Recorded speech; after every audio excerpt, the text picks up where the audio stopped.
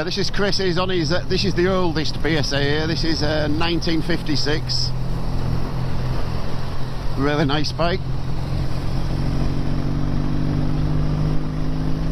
This is John. He's only just got this one. This is great. So this is his first proper outing. So we'll see.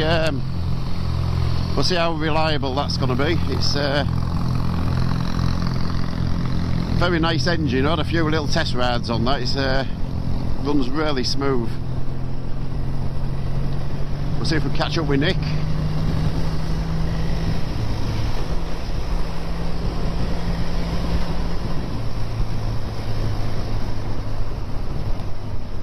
Nick's, I think, is on the newest one. This is a 1962, this one.